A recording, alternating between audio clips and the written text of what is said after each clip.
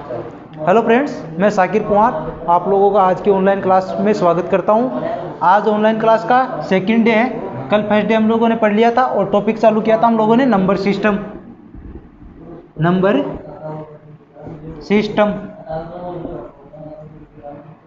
Number system के अंदर हम लोगों ने कल पढ़ा था, एक बात हम लोगों ने ये पढ़ी थी कि चार लगातार प्राकृत संख्या होती है, उनका योगफल हमेशा 24 से विभाजित होता है। 24 से विभाजित होता है। और दूसरी बात हम लोगों ने पढ़ी थी कल कि दो लगातार प्राकृत संख्या है, उनके वर्गों का अंतर हमेशा उनके योग के बराबर होता है। उनके योग के बराबर होता है। तीसरा क्या पढ़ा था हम लोगों ने? तीसरा पढ़ा था कि प्राकृत संख्याओं का योग क्या होता है? n×n+1/2। और चौथी बात पढ़ी थी हम लोगों ने प्राकृत संख्याओं के वर्गों का योग n×n+1/2n+1/6। ये बातें तो हम लोगों ने कल पढ़ ली थी। अब आज पढ़ते हैं हम लोग आगे इस टॉपिक को। आज हम लोग आगे पढ़ते हैं, तो देखिए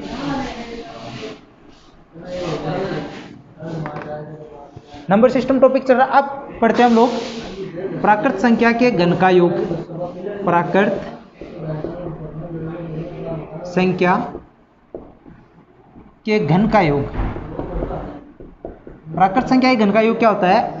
n×n+1/2 का होल स्क्वायर।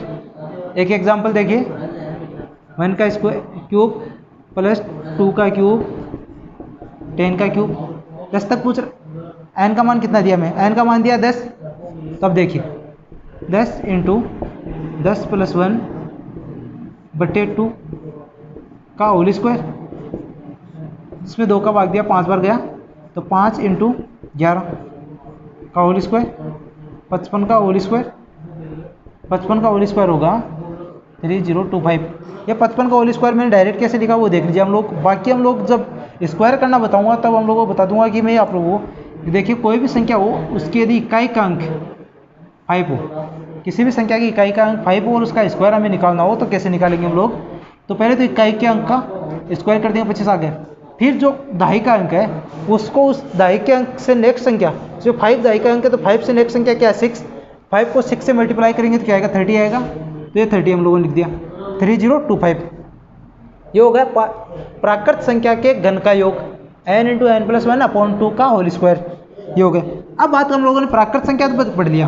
अब प्राकृत संख्या की ये चीजें तो हम लोगों ने पढ़ ली, पर इसके अलावा हम लोग एक बात और बताता हूँ आप लोगों को। एक क्वेश्चन कराता हूँ छोटा सा, देखिए उसमें आप लोगों के रूल अप्लाई नहीं होंगे।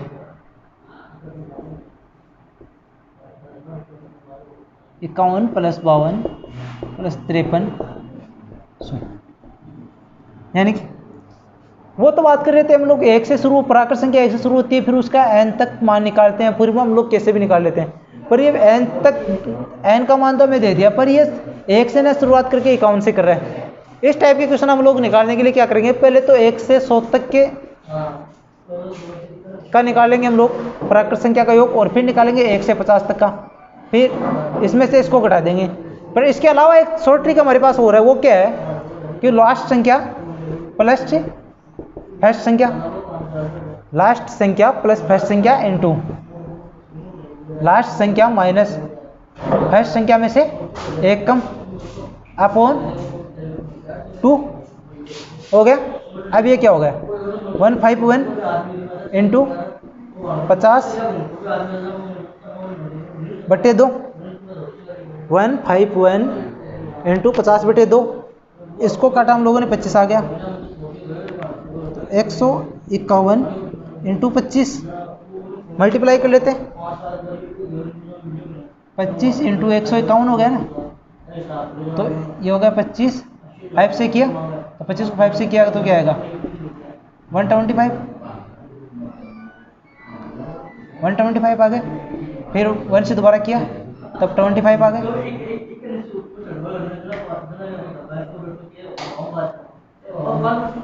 3775 हो गए। अब देखते हैं हम लोग आगे पढ़ते हैं इसके बारे में। 3775 ये हो गया। अब देखो ये बात मैंने बता दी। इस टाइप का क्वेश्चन मैंने क्यों बताया कि आप लोग कहीं कंफ्यूज ना हो जाओ। इस टाइप का क्वेश्चन हमें कहीं भी मिल जाए तो ये तरीका आप लोग अप्लाई कर सकते हो। क्या है तरीका? क्या है? प्रथम संख्या प्लस अंतिम संख्या इंटू अंतिम संख्या माइनस प्रथम से एक कम, प्रथम से एक कम संख्या, फिर अपॉन 2। ये हो गया। अब देखिए हम लोग आगे पढ़ते हैं इस टॉपिक को। ये तो पढ़ लिया हम लोगों ने नेचुरल नंबर। अब बात करते हैं होल नंबर की। बात कर लेते हैं, नेचुरल नंबर ही पढ़ रहे हैं तो होल नंबर और पढ़ लेते हैं साथ में। होल नंबर क्या होता है? होल नंबर के बारे में जनरल बात पढ़ेंगे हम लोग। नेचुरल नंबर क्या होता है? एक से शुरुआत होती है। होल नंबर में जीरो भी इंक्लूड कर लेते हैं और माइनस की संख्या को भी। ये हो गया होल नंबर। इसमें जीरो शामिल होता है और माइनस की संख्या भी होती है होल नंबर में, यानी पूर्ण संख्या। अब बात करते हैं हम लोग आगे सम और विषम संख्या की, कि सम संख्या कौन सी होती है और विषम संख्या कौन सी होती है। सम और विषम, इवन और ओड, इवन नंबर और ओड नंबर। सम नंबर कौन से होते हैं? सम नंबर वो होते हैं जिनका इकाई का अंक 2, 4, 6, 8 और 0 हो, यानी कि जो 2 से विभाजित हो, और विषम संख्या कौन सी होती है? विषम संख्या होती है जिनका इकाई का अंक 1, 3, 5, 7, 9 2 से विभाजित नहीं हो, 2 से विभाजित नहीं हो। अब सम संख्या का योगफल निकालने के लिए हम लोग क्या करेंगे? n इंटू n प्लस 1, यह सम संख्या का योगफल हो गया। अब देखिए सम संख्या का योगफल 4 + 6। अब देखिए n का मान निकालने के लिए क्या करेंगे हम लोग? लास्ट संख्या को 2 से डिवाइड कर देंगे, ये हो गया 10। अब ये हो गया 10 इंटू 11, 110, ये हो गया सम संख्या का योगफल।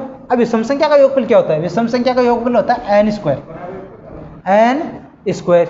अब देखिए 1 + 3 + 5 + 25। अब इसमें n का मान कैसे निकालेंगे? लास्ट संख्या में 1 जोड़ करके 2 से भाग दे देंगे, 26 बटे 2 बराबर 13। अब इसका n स्क्वायर योगफल क्या होगा? n स्क्वायर 13 का स्क्वायर 169। ये हो गया विषम संख्या का योगफल। सम संख्या का योगफल पढ़ लिया, विषम संख्या का योगफल पढ़ लिया हम लोगों ने। अब देखते हैं ना कि अलग पढ़, थोड़ा से इस पर और चीज़ें बता देता हूँ मैं आप लोगों को थोड़ी सी। वो देखिए आप लोग क्या बताता हूँ। देखिएगा एक चीज़ है, एक क्वेश्चन है मेरे पास 52 + 54 प्लस, ये क्या कह रहा है कि 50 के बाद में वाले 52 से लेकर के अगर 100 तक संख्या हमारे पास सम संख्या, उनका योगफल क्या होगा? तो उसको हम लोग कैसे निकालेंगे? एक शॉर्ट ट्रिक देखिए। तो पहले तो प्रथम संख्या प्लस लास्ट संख्या इंटू लास्ट संख्या माइनस प्रथम संख्या से पहले की एक सम संख्या। प्रथम संख्या से पहले की एक सम संख्या 50 होगी, अपॉन 4, 152 इंटू 50 अपॉन 4। इस 152 में 4 का भाग देंगे तो हमारे पास आएगा 38। 38 को ये हो गया 1900 आ गया। इस तरीके से हम लोग सम संख्या है, सम संख्या 52 से शुरुआत कर दी, 100 पर एंड कर दिया। इस तरीके का क्वेश्चन पूछ लिया हम लोगों को, तो ये क्वेश्चन अप्लाई करना है। प्रथम संख्या प्लस अंतिम संख्या इंटू अंतिम संख्या माइनस प्रथम संख्या से एक कम सम संख्या अपॉन 4। ये हो गया सम और विषम। अब बात करते हैं हम लोग भाज्य और अभाज्य संख्या की।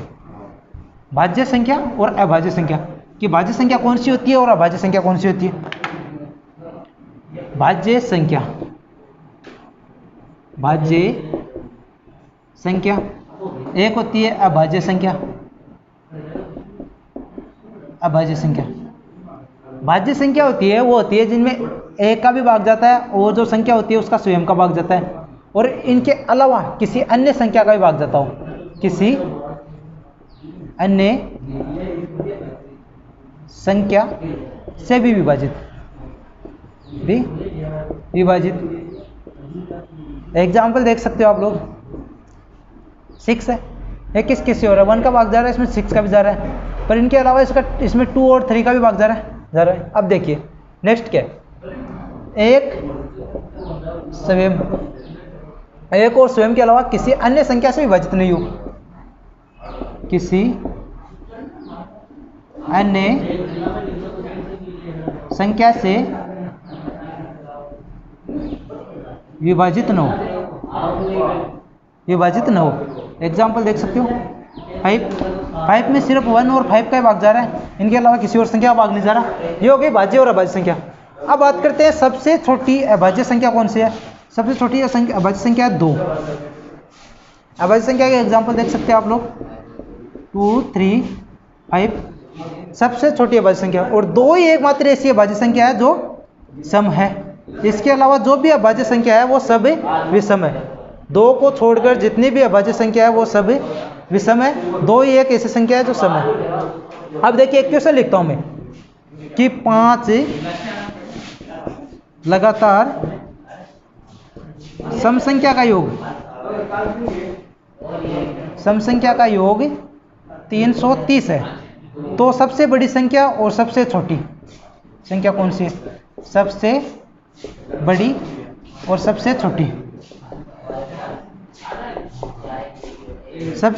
संख्या कौन सी है।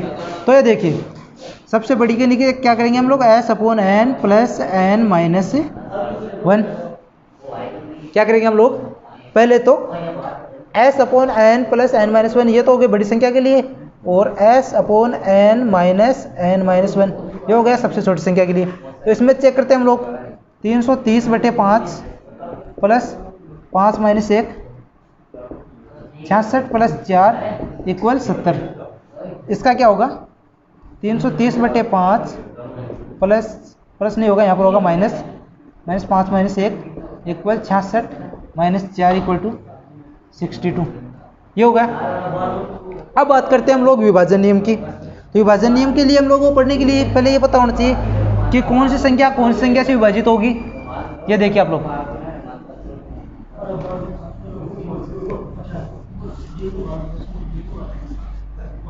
अब देखिए 2 से विभाजित होने वाली संख्या कौन सी है, जो संख्या सम हो, यानी जिन संख्या का इकाई का अंक 0, 2, 4, 6 और 8 हो, वो संख्या 2 से विभाजित होगी।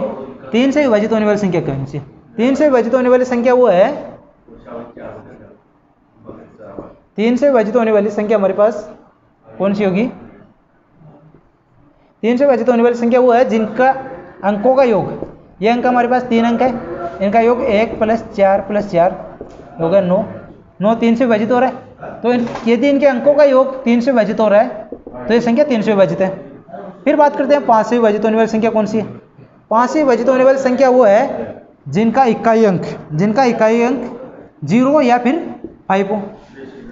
फिर बात करते हैं 7 और 13 से विभाजित होने वाली संख्या। इनमें क्या करते हैं हम लोग, लास्ट से जोड़ा बनाते हैं। एक एग्जांपल के थ्रू देख लीजिए आप, लास्ट से जोड़ा बनाते हैं। लास्ट में 3 संख्या का जोड़ा बना लिया, फिर बच गई उनका जोड़ा बना दिया, ये हो गया 125। लास्ट के जोड़े में से फर्स्ट संख्या का जोड़ा घटा दो, 72, ये हो गया 3। डबल में से 7 गया, कितने बचेगा हमारे पास, ये देखिए 7 2 125। अब देखिए यहाँ पे 5 में से 2 गया, 3 बच गए, और डबल में से 7 गया, 53 बच गए। 53 7 या 13 में से किसी से डिवाइड होता है क्या। यदि नहीं होता है तो बात अलग है, यदि होता है तो ये इनसे विभाजित है। इस तरीके से हम लोगों को इसको चेक करना होगा। अब देखिए एक नेक्स्ट क्वेश्चन देखिए आप लोग, 11 से विभाजित होने वाली कौन सी संख्या। 11 से विभाजित होने का मतलब क्या है, देखिए एक एग्जांपल के थ्रू कि इनका एकांतर क्रम है। एकांतर क्रम में हम लोग इनको, एकांतर क्रम मतलब पहली संख्या जोड़ लिया, दूसरी को छोड़ दिया, तीसरी को काम में ले लिया, चौथी को छोड़ दिया, पांचवी को काम में ले लिया। अब ये हो गया एकांतर क्रम में, एक को छोड़ दिया, एक को काम में ले रहे, तो 1 और 2 का योग 2 - 2 = 0। यदि इनका अंतर एकांतर क्रम में जोड़ते हैं फिर पहले तो सम वाली को जोड़ते हैं, बाद में विषम वाली को आपस में घटाते हैं। यदि अंतर 0 या 11 का कोई मल्टीप्लिकेशन आ जाए, 11 का कोई गुणज आ जाए, तो वो 11 से विभाजित होगी, 11 से विभाजित होगी। अब देखिए मैं आप लोगों को एक छोटा सा क्वेश्चन और बताता हूँ। 2 क्वेश्चन है, थोड़े से अलग हटकर है पर ज़्यादा हार्ड नहीं है। ये जितनी चीज़ें पढ़ी उन्हीं में से 2 क्वेश्चन है। एक क्वेश्चन तो हमारे पास है, देखिए बढ़ते हुए क्रम में लिखते हैं हम लोग।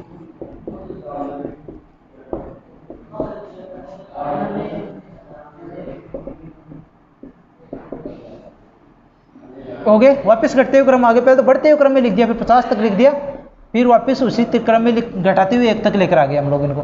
फिर इनका योगफल पूछ रहा, तो योगफल करने क्या करेंगे, जो सबसे बड़ी संख्या हमारे पास 50 है, इसका कर दो स्क्वायर, 50 × 50 25, इनका योगफल हो गया 2500। एक क्वेश्चन हो रहा है, एकांतर क्रम में माइनस चिन्ह।